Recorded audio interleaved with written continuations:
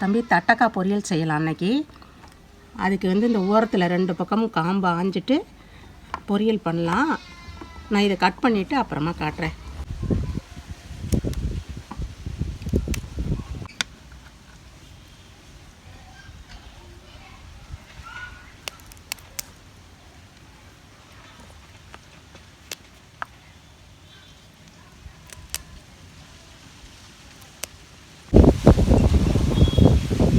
எண்ணெய் ஊற்றிக்கலாம்ப்பா.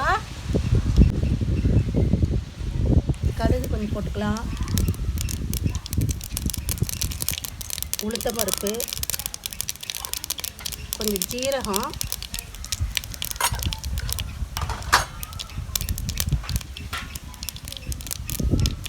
ஒரே ஒரு கீறின பச்சை மிளகாய், கொஞ்சம் வெங்காயம்,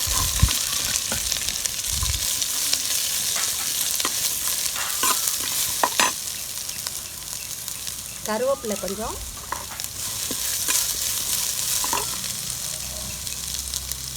இடித்து வச்ச பூண்டு ஒரு 2 பல்,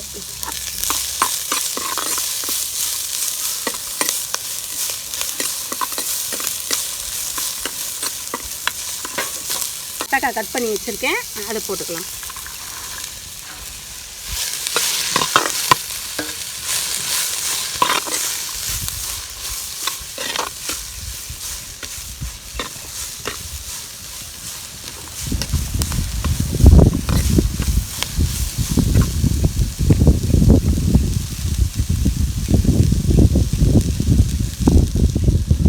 மஞ்சத்தூள் கொஞ்சம்,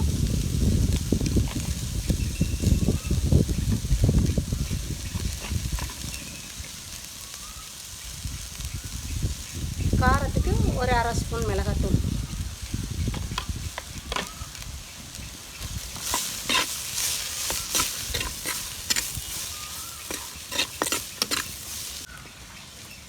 காய்க்கு தகுந்தாற்போல் உப்பு கொஞ்சமாக போட்டுக்கோங்க.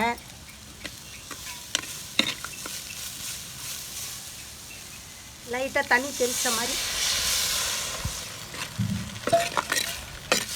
காய் முழுகிற அளவுக்கு ஊற்றலாம், வேகணும்ல. நான் வேறு அடுப்பில் வச்சுருக்கேன், விறகு அடுப்பில் வச்சுருக்கேன். காய் முழுகிற அளவுக்கு தண்ணி ஊற்றி கொஞ்சம் நேரம் ஒரு 10 நிமிஷம் வேக வைக்கலாம்.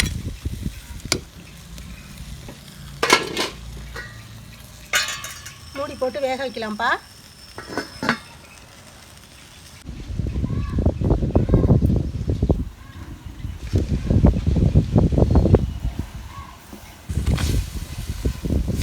கொஞ்சம் நேரம் வேகணும்ப்பா. இந்த தண்ணியெல்லாம் சுண்டணும், அதனால் கொஞ்சம் நேரம் வேகணும்.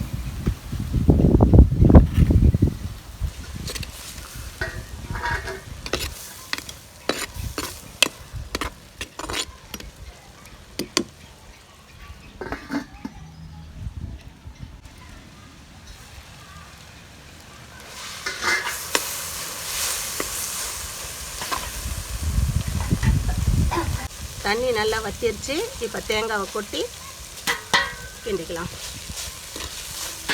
தேங்காய் போடாமல் கடலை போட்டு செய்யலான்னு பார்த்தேன். கரண்ட் இல்லாமல் போயிடுச்சு. கடலை போடணும்னா அந்த மிளகாத்தூள்லாம் போட வேண்டாம்ப்பா. நல்லா ஒரு 2-3 மிளகாவை எடுத்து 2-3 கிள்ளி அப்படியே கடலையோட போட்டு ஒன்றா அரைங்க, தூளாக அரைங்க. ரொம்ப நைஸாக அரைக்காமல் 1-2 தூளாக அரைச்சி இந்த தேங்காவுக்கு பதிலாக அதை போட்டு செஞ்சோம்னா சூப்பராக இருக்கும். நான் இன்றைக்கி அப்படி செய்யலான்னு பார்த்தேன், ஆனால் கரண்ட் இல்லாமல் போயிடுச்சு. அதனால் கடலைக்கு பதிலாக தேங்காய் போட்டுட்டேன். இப்போ பொரியல் ரெடி ஆயிடுச்சு. தட்டக்காய் பொரியல். இது காராமணின்னு சொல்லுவாங்க, நம்ம ஊரில் தட்டக்காய்னு சொல்லி தான் பழக்கம். அதாவது தட்டக்காய் பொரியல் ரெடி ஆயிடுச்சு. செஞ்சு பாருங்கள், செஞ்சு பார்த்துட்டு சாப்பிட்டு சொல்லுங்கள். முடிஞ்சால் கடலை போட்டு நீங்கள் செஞ்சு பாருங்கள், ரொம்ப நல்லாயிருக்கும். அது டேஸ்ட்டு வேறு. இப்போ தேங்காய் போட்டிருக்கேன், இதையும் செஞ்சு பாருங்கள். செஞ்சு பார்த்துட்டு சொல்லுங்கள், கமெண்ட் பண்ணுங்கள்.